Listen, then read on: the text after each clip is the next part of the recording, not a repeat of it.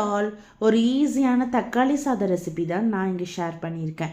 ஒரு மிக்ஸி ஜாரில் பட்டை, கிராம்பு, ஏலக்காய், பூண்டு, இஞ்சி, வரமிளகாய் போட்டு அதை ஒரு பேஸ்ட்டாக அரைச்சி வச்சுக்கணும். ஒரு 15லேருந்து 20 சின்ன வெங்காயத்தையும் போட்டு அதையும் ஒரு கோர்ஸ் பேஸ்ட்டாக அரைச்சி எடுத்துக்கணும். ஒரு குக்கர் வச்சுட்டு எண்ணெய் விட்டுட்டு பிரியாணி இலை போட்டுட்டு நம்ம அரைச்ச வரமிளகாய் பேஸ்ட்டை ஃபஸ்ட்டு ஆட் பண்ணிக்கணும். அது ஒரு 5 நிமிஷம் நல்லா பச்சை வாசம் போகிற அளவுக்கு குக் பண்ணுங்கள். அடுத்து நம்ம அரைச்சி வச்சுருக்கிற வெங்காய பேஸ்ட்டையும் போட்டு அதுவும் ஒரு 5 நிமிஷம் பச்சை வாசம் போகிற அளவுக்கு குக் பண்ணுங்கள்.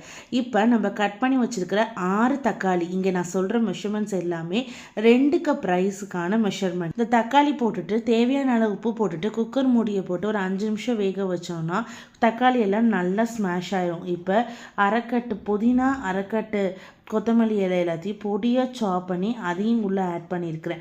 மஞ்சத்தூள் கொஞ்சம் போட்டுட்டு ஒரு 1/2 teaspoon Kashmiri red chilli powder போட்டுட்டு நம்ம 2 கப் ரைஸுக்கு 4 கப் அளவு தண்ணின்னு போட்டு கடைசியாக கொஞ்சம் லெமன் ஜூஸ் ஆட் பண்ணிவிட்டு குக்கரை மூடிட்டு 3 விசில் வச்சு எடுத்தோன்னா ஒரு சூப்பரான தக்காளி சாதம் உங்களுக்கு ரெடி ஆகிடுச்சு.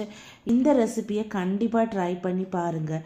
இதுக்கு காம்பினேஷனாக அன்றைக்கி நாங்கள் பேபி பொட்டேட்டோ ஃப்ரையும் பண்ணியிருந்தோம். இது ஒரு எக்ஸலண்ட்டான லஞ்ச் பாக்ஸ் மெனுவாக உங்களுக்கு இருக்கும்.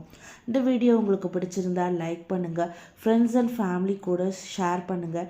மோர் இன்ட்ரெஸ்டிங் வீடியோஸ்க்கு சாரா பைட்ஸ் சேனலை சப்ஸ்கிரைப் பண்ணிக்கோங்க. தேங்க்ஸ் ஃபார் வாட்சிங். Have a nice day. இந்த நாள் இனிய நாளாக அமையட்டும்.